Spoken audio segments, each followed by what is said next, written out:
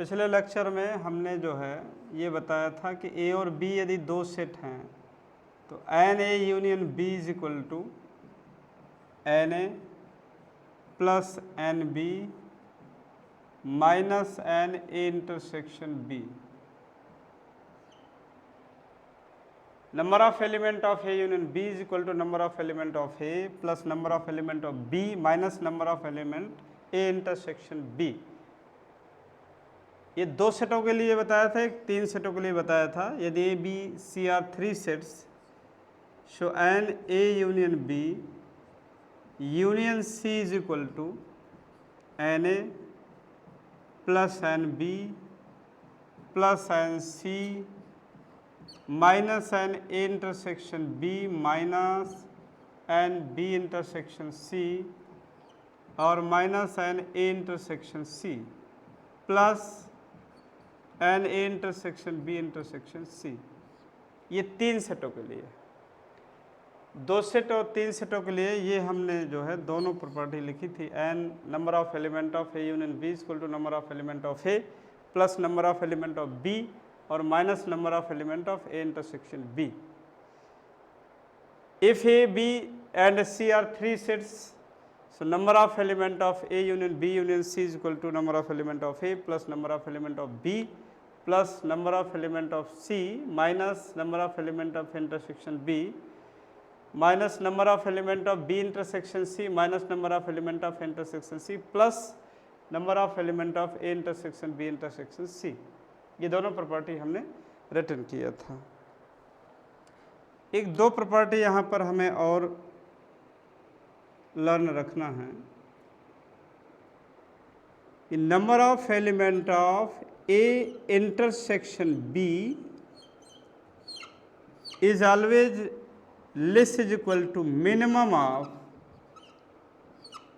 Number of element of A common number of element of B. Maximum of 0 comma N A plus N B और minus N universal set. Number of element of intersection B always lies between minimum of N A N B and maximum of 0 comma N A plus N B minus N universal set. ये first property. Second, number of element of A union B is less is equal to minimum of Na plus Nb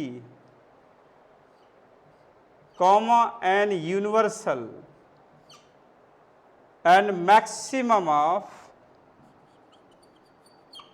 Na comma Nb।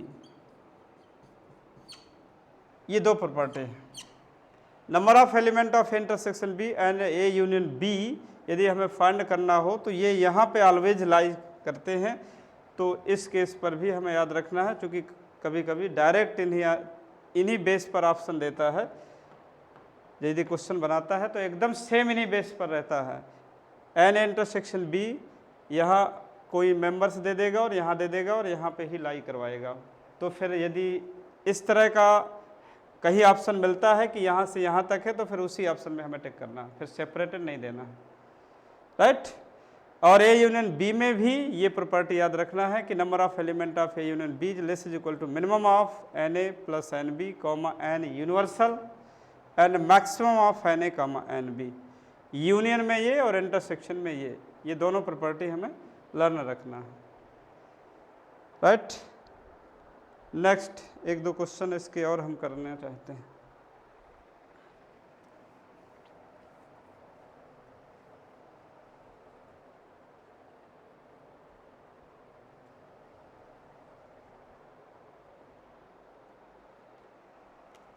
If A, B and C are three sets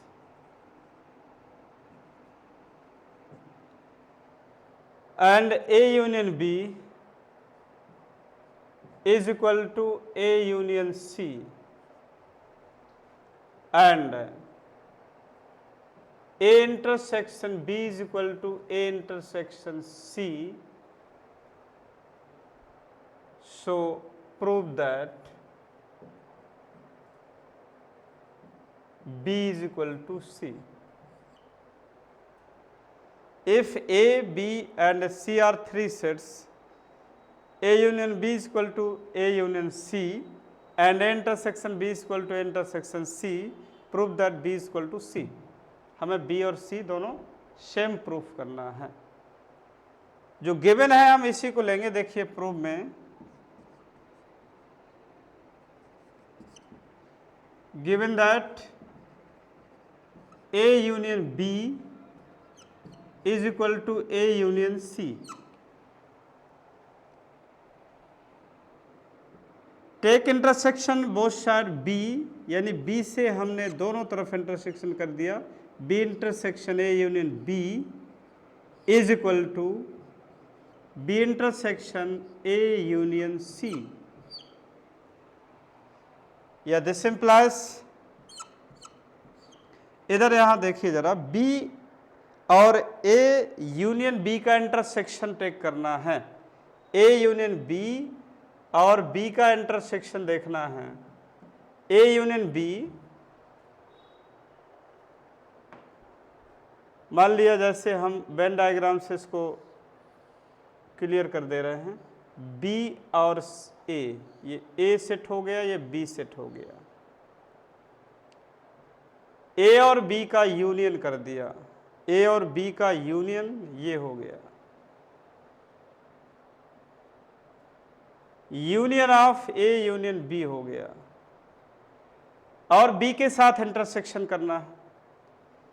B हमने ये consider कर दिया,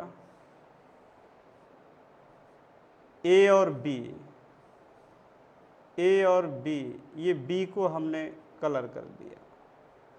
अब इन दोनों का intersection करना है। Intersection जैसे ही हम करेंगे, यूनिवर्सल A और B, A B इंटरसेक्शन, ये सेट B है, B intersection A union B।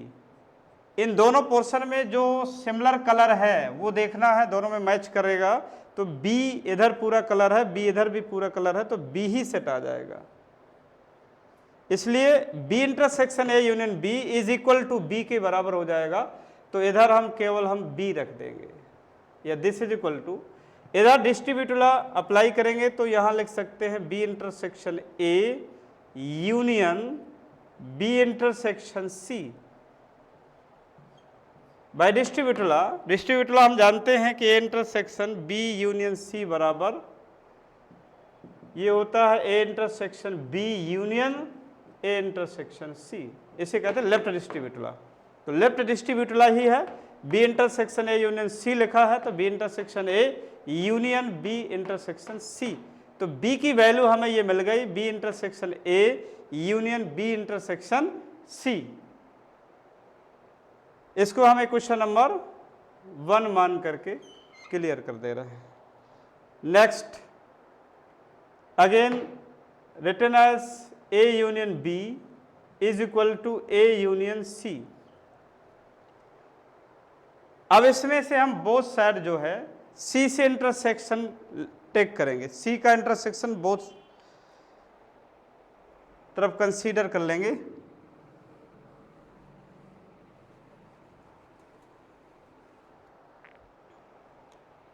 Given A intersection C is equal to A intersection B, intersecting C both side, A intersection C is equal to C intersection A intersection B। यहां देखिए, जैसा अभी हमने proof किया था कि A union B intersection B बराबर B मिला था, यहां लिखा A intersection C A union C, sorry ये यूनियन है, A यूनियन C और इंटरसेक्शन C, तो ये भी C हो जाएगा, इज इक्वल टू, यहां डिस्ट्रीब्यूटिव अप्लाई करेंगे तो C intersection A union C intersection B, या और C is equal to C intersection A, यहां पर देखिए ये भी गिवन है कि ए इंटरसेक्शन सी और ए इंटरसेक्शन बी दोनों सेम होते हैं। यहां पर हम ये भी कह सकते हैं कि जो इंटरसेक्शन होता है वो कॉमा टिटुला होल्ड करता है, ए इंटरसेक्शन सी कहें या सी इंटरसेक्शन ए कहें, बात एक ही है। तो ये सी इंटरसेक्शन ए है, इसको हम ए इंटरसेक्शन सी भी रिटर्न कर सकते हैं।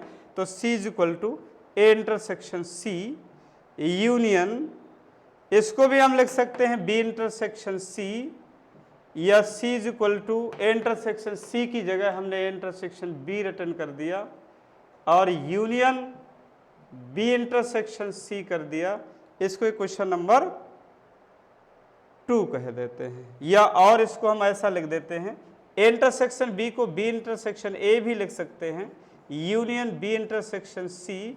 Equation number 2, equation number first and second के RHS एकदम सेम है, B intersection A union B intersection C, और ये भी कह रहा B intersection A union B intersection C. तो RHS are same, so LHS is also same, so this implies B is equal to C. और यही हमें प्रूफ करना था कि बी और सी दोनों सेट सेम होते हैं।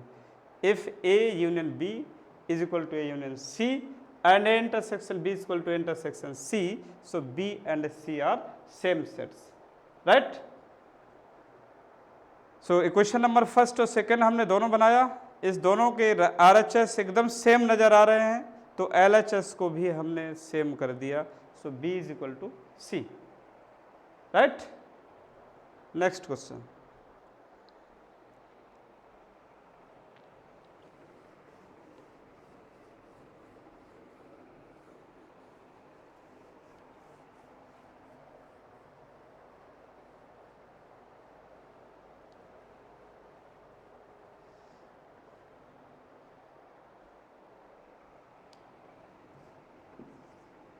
If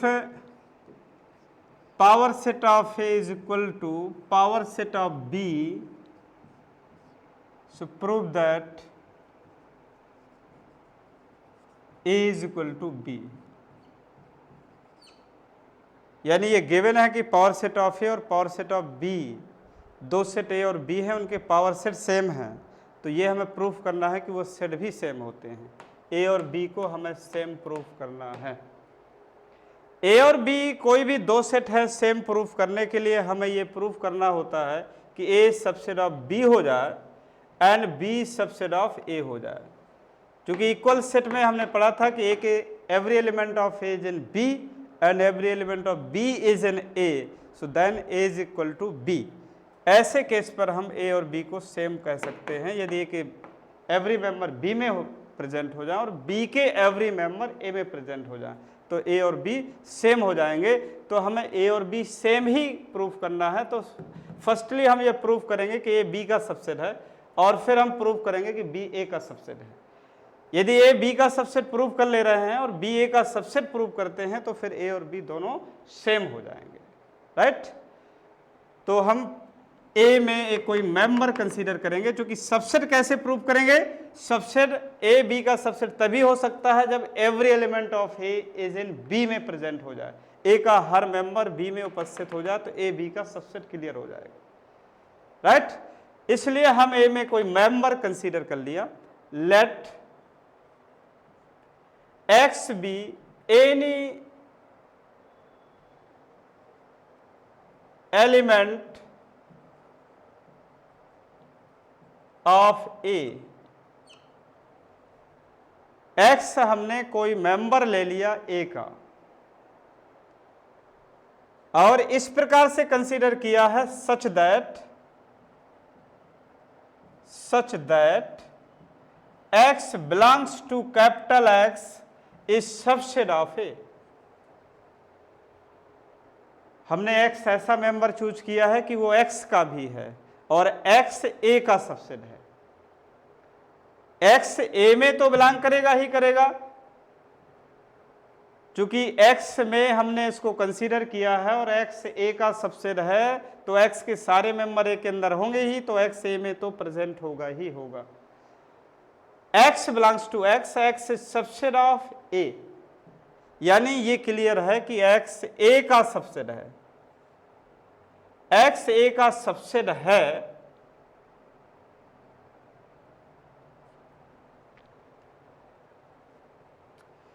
यदि x A का सबसेट है तो this implies x belongs to the power set of A। क्योंकि पावर सेट जो होता है वो सभी सेट का सबसेट का कलेक्शन होता है, ए के जितने सबसेट बनेंगे उन सब का कलेक्शन होता है पावर सेट ऑफ ए। तो जब x ए का सबसेट है तो x पावर सेट का मेंबर हो जाएगा। जैसे हम ये कह दें, एक कोई हमने सेट ए कंसीडर किया, इसके पास ये 3 मेंबर ले लिया, इसका पावर सेट हमने कंसीडर कर लिया, power set of A is equal to 5 1 2 3 1 2 1 3 2 3 और 1 2 3। ये आपका पावर सेट ऑफ ए है। अब इसमें से कोई भी एक सबसेट उठाएं इस ए का, मान लीजिए हमने इसी को उठा लिया, 1 2 3 को उठा लिया, 1 2 3 ये ए का सबसेट है, लेकिन ये जो है आपका 1 2 3 हमारे पावर सेट का मेंबर भी है। इसलिए हमने ये कहा है कि यदि x A का सबसेट है तो x power set of A का एक मेंबर बनेगा, राइट। यदि x power set of A का मेंबर है तो पावर सेट ऑफ A और पावर सेट ऑफ B दोनों सेम हैं, तो फिर x power set of B का भी मेंबर होगा। या दिस इंप्लाइज यदि x power set of B का मेंबर है तो फिर x पावर B का सबसेट हो जाएगा। या दिस इंप्लाइज x B का सबसेट है और इस x में स्मॉल x इसका मेंबर है, तो स्मॉल x हम ये कह सकते हैं कि ये B का भी मेंबर हो जाएगा। स्मॉल x हमने A में कंसीडर किया था, A का कोई मेंबर कंसीडर किया था, वो B में चला गया, इससे यह स्पष्ट हो गया कि ए बी का सबसेट हो जाएगा, A subset of B. Equation number 1 ये क्लियर हो जाएगा। इसको इक्वेशन नंबर हमने फर्स्ट कंसीडर कर लिया। हमने ये प्रूफ कर दिया कि ए के सारे मेंबर बी में प्रेजेंट है। अब हम ये प्रूफ कर दें कि बी के सारे मेंबर ए में प्रेजेंट हो जाएं तो फिर ए और बी दोनों इक्वल क्लियर हो जाएंगे। हमें B को A का सबसेट कंसीडर करना है, तो अब हम मेंबर, जब हमें A को B का सबसेट प्रूव किया है तो हमने मेंबर X में कंसीडर किया था, अब हम मेंबर B में कंसीडर करेंगे, चूंकि यहां हमने A में कंसीडर किया था। X A का मेंबर कंसीडर किया था, चूंकि A को B का सबसेट प्रूव करना था, तो A B का सबसेट प्रूफ हो गया। अब हमें B को A का सबसेट प्रूफ करना है तो B में मेंबर हम कंसीडर करेंगे और B को भी A का सबसेट प्रूफ कर देंगे। और जैसे ही B A का सबसेट हो जाएगा, A B का सबसेट प्रूफ हो ही गया, तो A के सारे मेंबर B के पास हो जाएंगे, B के सारे मेंबर A के पास हो जाएंगे, तो A and B both are equal हो जाएंगे। यदि पावर सेट ऑफ A और power set of B same है तो फिर A और B भी सेट सेम हो जाएंगे, राइट। सो अगेन कंसीडर, कोई मेंबर हम B में कंसीडर करते हैं और सिमिलरली इसी बेस पर हम प्रूफ कर देंगे।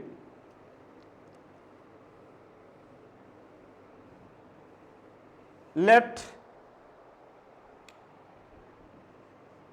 y be any element of B such that x y belongs to capital Y is subset of B.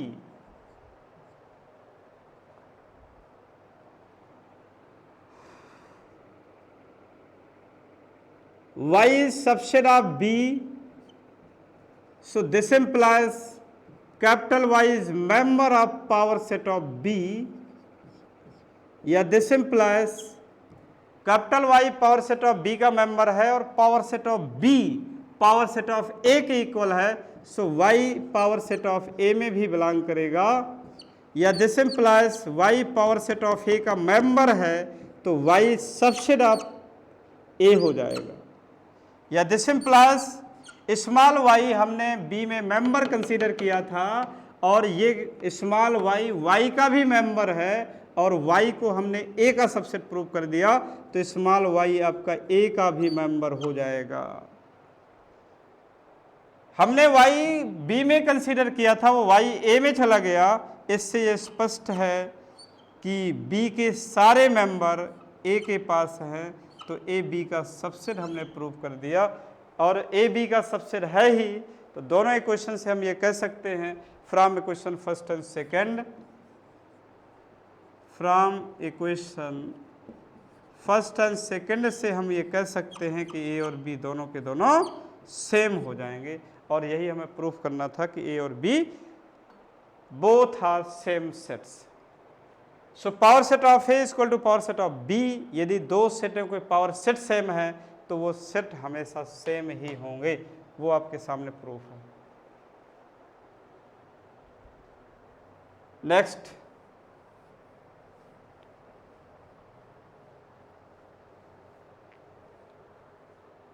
Next हमें ये देखना है कि यदि ए और बी कोई सेट हैं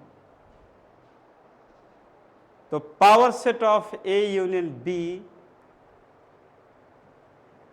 power set of A union power set of B is subset of power set of A union B. ये हमें प्रूव करना है।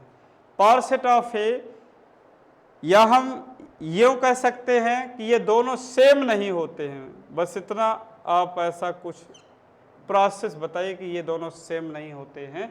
हमें कोई भी दो सेट हमने कंसीडर किया ए और बी, ए का पावर सेट और बी का पावर सेट लिया, दोनों का हमने यूनियन कर दिया। Power set of A union power set of B is not equal to power set of A union B की इक्वल नहीं होता है। ऐसा हम किसी एग्जाम्पल से ही कट ऑफ कर देंगे कि ये दोनों सेम नहीं होते हैं। जैसे हमने एक एग्जाम्पल कंसीडर किया, ए में कोई मेंबर ले लिया जाए, जो भी आपको अच्छा लगे। हमने ए में केवल वन मेंबर कंसीडर कर लिया 1, और बी सेट में कोई मेंबर ले लिया 2। ए और बी का यूनियन कर दिया तो ए और बी के यूनियन में जो मेंबर्स आएंगे वो 1 और 2 आ जाएंगे। अब पावर सेट ऑफ ए हम बना रहे हैं, पावर सेट ऑफ ए जो मिलेगा वो मिलेगा 5 और 1। पावर सेट ऑफ बी जो मिलेगा वो मिलेगा 5 और 2। Power set of A union B हम करेंगे तो ये हमें मिल जाएगा 5। इन दोनों का power set of A union power set of B कर लेते हैं। Power set of A union power set of B, इन दोनों सेटों का यूनियन करना है तो ये मिल जाएगा 5, 1 और 2। Power set of A union power set of B equal to 5, 1, 2। अब ए यूनियन बी का भी हम पावर सेट हम फाइंड करते हैं, तो power set of A union B is equal to, A union B में दो मेंबर हैं, इसका पावर सेट बनाएंगे तो ये आएगा 5, 1, 2, 1, 2, ये मिलेगा।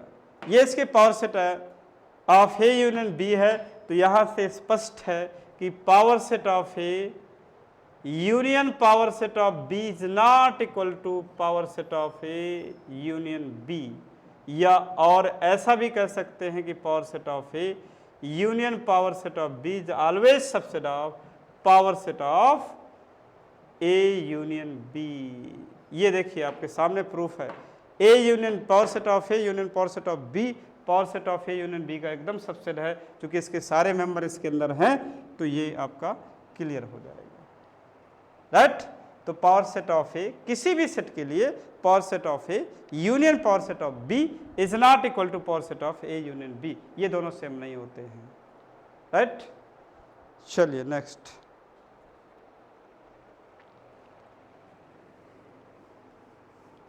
तो यहाँ से अब हम सेट को ख़त्म करते हैं। अब इसमें हम थोड़ा सा कार्टेशियन प्रोडक्ट भी सेट से ही रिलेटेड है, तो कार्टेशियन प्रोडक्ट में चलेंगे।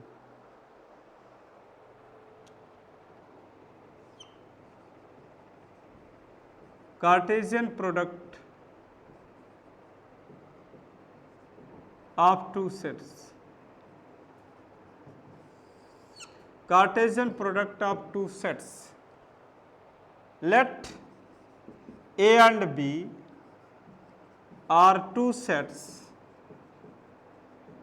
then Cartesian product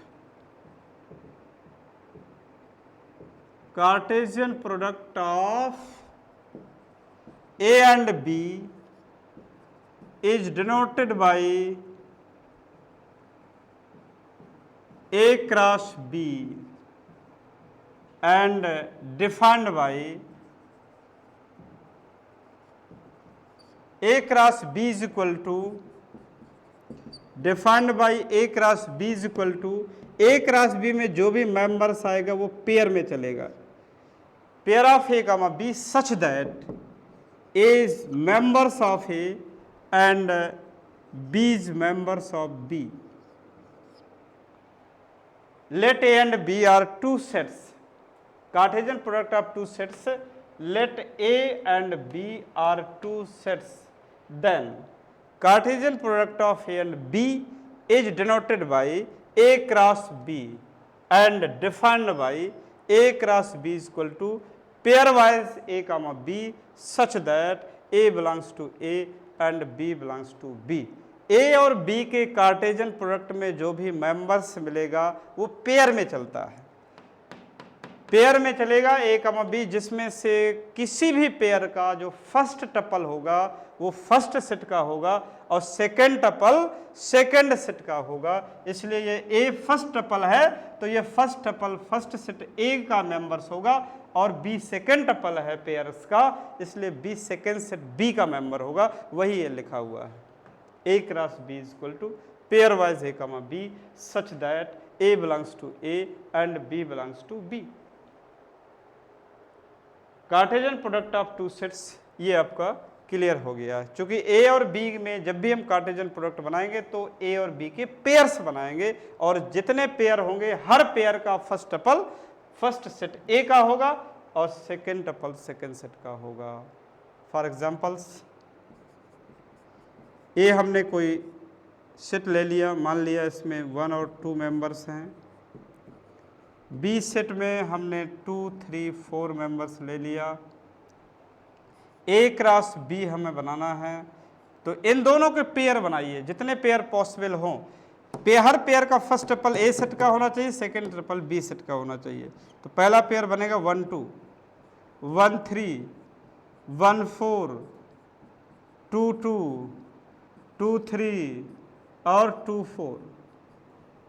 ये ए क्रॉस बी हो गया। या बी क्रॉस ए हम यदि फाइंड करें तो बी क्रॉस ए में भी पेयर आएगा, लेकिन अब जो फर्स्ट टपल होगा वो बी सेट का होगा, सेकेंड टपल ए सेट का होगा। तो पेयर हम ऐसे बनाना चालू करेंगे। पहले बी का मेंबर रहेगा 2, 1, 2, 2, 3, 1, 3, 2, 4, 1, 4, 2। ये बी क्रॉस ए हो गया, A cross B and B cross A. अब यहां पे आपको एक चीज याद रखना है कि जो पेयर्स होते हैं, जैसे एक पेयर हमने ए बी ले लिया और दूसरा पेयर सी डी ले लिया, ये दोनों पेयर इक्वल तभी हो सकते हैं जब इस पेयर का फर्स्ट टपल इसके फर्स्ट टपल के इक्वल हो जाए और इसका सेकेंड टपल के इक्वल हो जाए।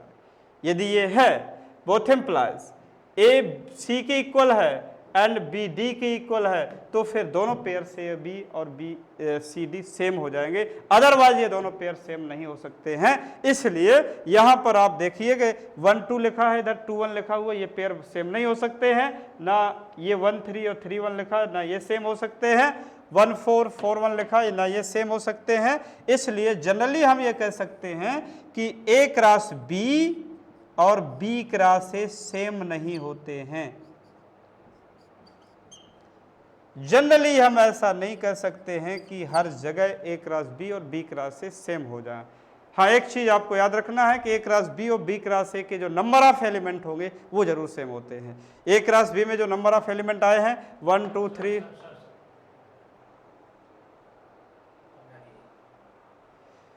ए क्रॉस बी और बी क्रॉस ए ये सेम ऑलवेज नहीं होते हैं, लेकिन इन दोनों के cardinal number A cross B और बी क्रॉस ए का जो कॉर्डिनल नंबर है वो ऑलवेज सेम होते हैं। क्योंकि इसमें आप देख लीजिए ए क्रॉस बी में कितने मेंबर हैं, 1 2 3 4 5 6 है, और बी क्रॉस ए में भी 6 मेंबर हैं। तो हम ये कह सकते हैं कि कार्डिनल नंबर ऑलवेज सेम होते हैं। हम ये जरूर लिख सकते हैं कि n A cross B is always equal to n B cross A, ये हमेशा सेम होता है। इसको हम क्लियर कर देंगे कि number of element of Cartesian product of A and B is also equal to number of element of Cartesian product of B and A. Right, number of element में कोई दिक्कत नहीं होती है। ए क्रॉस बी और B cross A के number of element तो always same होते हैं, लेकिन ये ए क्रॉस बी और B cross A always same नहीं होते हैं।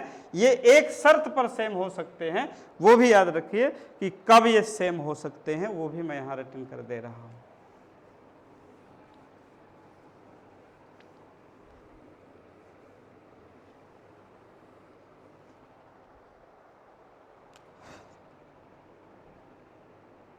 If A cross B is equal to B cross A, तो बोथ एम्प्लाइज A और B को सेम होना पड़ेगा। ये चीज आपको याद रखना, ऐसा है तो सेम हो जाएगा।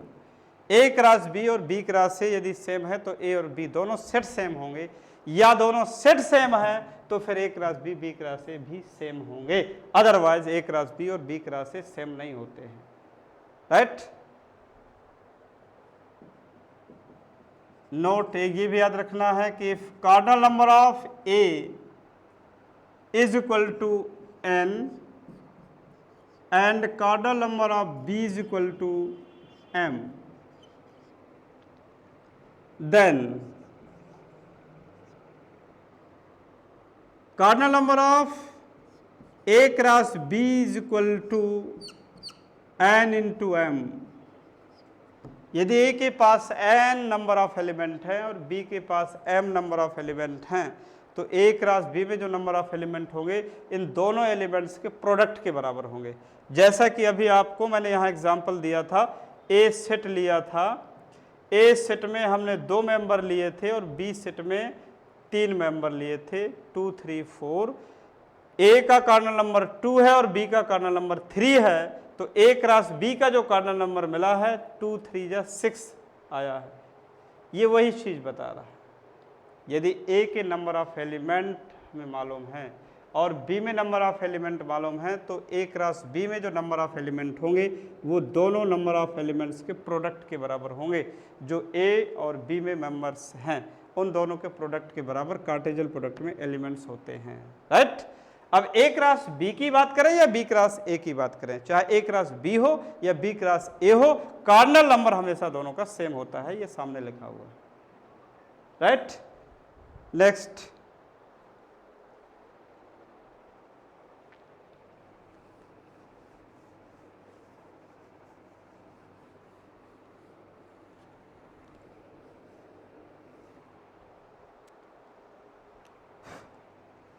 एक चीज़ ये और देखिए ज़रा, इसमें से कभी कभी डायरेक्ट जेईई मेंस में क्वेश्चन उठा लेता है। If cardinal number of A intersection B R है, यदि ए और बी का कार्डिनल नंबर आर है, तो then cardinal number of A cross B intersection B cross A, ये कितना होगा? ए के और बी में जो कॉमन मेंबर्स हैं वो आर मेंबर्स के बराबर कॉमन है, तो ए क्रॉस बी और बी क्रॉस ए में कितने मेंबर्स कॉमन होंगे? ये देखिए, मैं एक एग्जांपल के तहत आपको दिखाऊंगा जरा। जैसे हमने एक सेट ए कंसीडर किया, उसके पास हमने ये मेंबर्स ले लिए 1 2 3 और दूसरा सेट बी ले लिया, इसके मेंबर्स ले लिया हमने 2 3 4। ए क्रॉस बी हम बना लेते हैं, ए इंटरसेक्शन बी भी पहले देख लिया जाए जरा। ए इंटरसेक्शन बी इन दोनों का इंटरसेक्शन करेंगे तो दो ही मेंबर कॉमन है, 2 और 3। इन दोनों का जो कॉर्नर नंबर है वो 2 के बराबर हुआ। N A intersection B is equal to 2 है। अब हम ए क्रॉस बी और बी क्रॉस ए बना रहे हैं। A cross B, Cartesian product of A and B, A और बी के पेयर्स बनाइए, 1 2, 1 3, 1 4, 2 2, 2 3, 2 4, 3 2, 3 3, 3 4। ए क्रॉस बी हो गया। बी क्रॉस ए भी फाइंड कर लें। बी क्रॉस ए हो जाएगा 2 1, 2 2, 2 3, 3 1, 3 2, 3 3 और 4 1, 4 2, 4 3। बी क्रॉस ए भी हो गया। इन दोनों का इंटरसेक्शन करते हैं। A cross B intersection B cross A. Intersection दोनों में देखिए, जो दोनों में कॉमन मेंबर हो, इसमें से एक कॉमन है 2 2 और 2 3 भी कॉमन है, 3 2 भी कॉमन है, 3 3 भी कॉमन है। और देखिए, और तो कोई एलिमेंट्स कॉमन नज़र नहीं आ रहे हैं। ये 4 एलिमेंट्स कॉमन आ रहे हैं। यानी ए इंटरसेक्शन बी का जो कार्नल नंबर है वो 2 है, तो cardinal number of A cross B intersection B cross A is equal to, इधर आप देख रहे हैं तो ये 2 का स्क्वायर के बराबर नजर आ रहा है। 4 मेंबर कॉमन है, इसलिए आपको यहाँ याद रखना है कि यदि ए और बी में आर मेंबर कॉमन हैं तो ए क्रॉस बी और बी क्रॉस ए में जो मेंबर्स कॉमन होंगे वो आर स्क्वायर के बराबर, राइट। तो इस बेस पर डायरेक्ट क्वेश्चन जो है जेईई मेंस में 1-2 बार पूछा है, तो इस चीज़ को आपको याद रखना है। ए और बी में इंटरसेक्शन में जितने मेंबर कॉमन होंगे, ए क्रॉस बी और बी क्रॉस ए के इंटरसेक्शन में जो मेंबर होंगे उसके जस्ट इंटरसेक्शन बी के स्क्वायर्स के बराबर कॉमन होंगे। ये आपको केवल डायरेक्ट सीधे ऑप्शन देना है। तो n intersection B, n A cross B intersection B cross A is equal to R square, right. इस बेस पर जो है जेईई मेंस में कई बार क्वेश्चन पूछा है, तो इसको याद रखिएगा।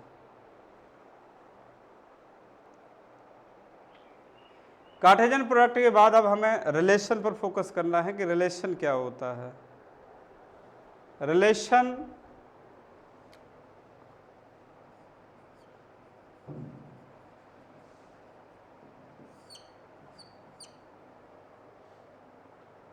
let A and B are 2 sets, then relation are as the subset of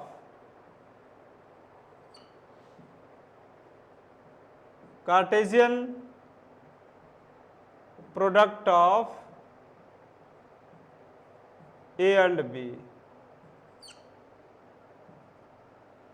ए और बी कोई 2 सेट हैं, तो रिलेशन जो होता है वो कार्टेशियन प्रोडक्ट ऑफ ए और बी का सबसेट होता है। यानी दैट इज, हम ये कह सकते हैं, R as the subset of Cartesian product of A and B. A और बी का जो कार्टेशियन प्रोडक्ट बनता है आर उसी का सबसेट होता है, और ए क्रॉस बी का जो भी सबसेट मिलेगा वही रिलेशन होता है। चूंकि रिलेशन को हमने यही डिफाइन किया है, A and B are 2 sets, then relation R as the subset of Cartesian product of A and B. और एक चीज ये भी याद रखिए, कोई ये जरूरी नहीं है कि रिलेशन के लिए 2 ही सेट जरूरी हो। हम ऐसा भी डिफाइन कर सकते हैं कि let A be any set A be any set, then relation R as the subset of Cartesian product of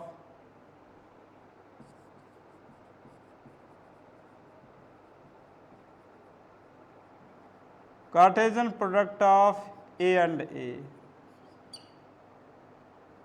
यानी that is R A subset of A cross A, हम ऐसा भी डिफाइन कर सकते हैं। ये कोई ज़रूरी नहीं है कि रिलेशन के लिए दो ही सेट की ज़रूरत है, एक ही सेट है तो भी रिलेशन डिफाइंड हो जाएगा। क्योंकि यदि सिंगल सेट है तो उसी से हमें कार्टेशियन प्रोडक्ट करना पड़ेगा, या दो सेट अलग अलग है तो उन दोनों का कार्टेशियन प्रोडक्ट टेक करना पड़ेगा, राइट। तो रिलेशन के लिए रिलेशन जो भी होता है वो सेट पर डिपेंड होता है, उसी के कार्टेशियन प्रोडक्ट का सबसेट होता है। जो भी सबसेट बनेगा वही एक रिलेशन होता है। तो पहले हम ए और बी पर फोकस करते हैं, ए क्रॉस बी की बात करेंगे, और इसमें से हम एक एग्जाम्पल भी पहले बनाते हैं ए क्रॉस बी के लिए। चूंकि रिलेशन ए क्रॉस बी का एक सबसेट बनता है तो इसी हम ए क्रॉस बी पर फोकस कर लेते हैं। दोनों डेफिनेशन लर्न रखना है, एक सेट होगा तो एक पर वर्क कर देंगे, दोनों सेट होंगे तो फिर दो वाले पर वर्क करेंगे। एक सेट हमने ए कंसीडर किया, ए इज इक्वल टू 1 2 3, और बी सेट हमने कंसीडर किया 3 4 5। ए क्रॉस बी हमने ए और बी का कार्टेशियन प्रोडक्ट किया तो क्या बनेगा 1 3 1 4 1 5 2 3 2 4 2 5 3 3 3 4 और 3 5। ए क्रॉस बी हो गया, relation as the subset of A cross B. तो जैसे हमने एक आर रिलेशन लिया, आर बराबर ले लिया 1 3 1 4, ये जो आर में लिया है वो ए क्रॉस बी की ही मेंबर है, इसलिए R is the subset of A cross B, तो ये एक रिलेशन हो गया। दूसरा हमने R1 एक रिलेशन ले लिया, हमने 5 ले लिया empty set always is the subset of every set, empty set भी इसका सबसेट है, इसलिए ये भी एक रिलेशन हो गया। नेक्स्ट R2 1 3 1 4, और हमने 2 3 2 4 ले लिया, ये भी एक रिलेशन है। R3 1 3 1 4 1 5 2 3 2 4 2 5 3 3 3 4 3 5, ये भी इसका सबसेट है। क्योंकि इसके सारे मेंबर, चूंकि जो भी सेट होता है एवरी सेट सेल्फ सबसेट होता है, इसलिए हमने R3 पूरा ए क्रॉस बी ही ले लिया, चूंकि R3 is also subset of A cross B, तो ये भी एक रिलेशन होगा। जितने भी मैंने यहाँ रिलेशन कंसीडर किए हैं वो सभी ए क्रॉस बी के सबसेट है। यदि ए क्रॉस बी का जो भी सबसेट होगा वही रिलेशन होता है, चूंकि रिलेशन की डेफिनेशन यही कह रही है, relation R is the subset of Cartesian product of A and B. So R is also relation, R1 is also relation, R2 is also relation, चूंकि R2 के भी सारे मेंबर ए क्रॉस बी से आ रहे हैं, R3 भी एक relation है। यहाँ पर पार्टिकुलर R1 की बात करें तो R1 इक्वल टू 5 है, इसलिए इस रिलेशन का हम पार्टिकुलर नाम दे देंगे एम्प्टी रिलेशन, एम्प्टी रिलेशन। और R3 भी एक रिलेशन है, इसका नाम दे देंगे universal relation, universal relation, universal relation empty relation. और बाकी आर कोई रिलेशन है अभी हमें मालूम नहीं है, क्योंकि उस रिलेशन का टाइप और नाम हमने नहीं पढ़ा है, इसलिए वो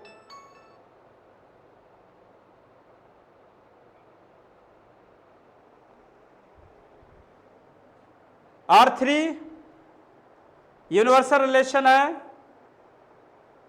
R13 और 14 है, ये भी एक रिलेशन है, R15 R2 आपका ये भी है। तो ये सब के सब रिलेशन है, लेकिन R1 एक स्पेशल एम्प्टी रिलेशन है, R3 यूनिवर्सल रिलेशन है, बाकी ये R और R2 ये भी रिलेशन है, लेकिन ये कौन सा रिलेशन है अभी ये हमें मालूम नहीं है। केवल हम रिलेशन पे अभी फोकस करना चाहते हैं। तो रिलेशन आपको याद रखना है कि relation as the subset of Cartesian product of two set A and B, right. So relation as the subset of A cross B. तो यहाँ पर हमें ये भी देखना है कि यदि कोई सेट ए दिया गया है और ए सेट का कार्डिनल नंबर गिवन है और बी सेट का कार्डिनल नंबर गिवन है, तो हमसे ये पूछते कि ए से बी पर कितने रिलेशन बनेंगे, तो उसकी हम काउंटिंग कैसे करेंगे, इस पर फोकस करना है। Number of relation from A to B पर देखेंगे।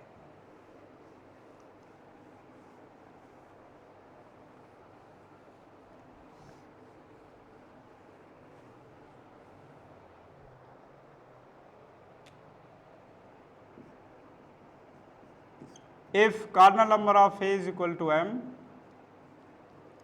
and cardinal number of B is equal to n, then total number of relation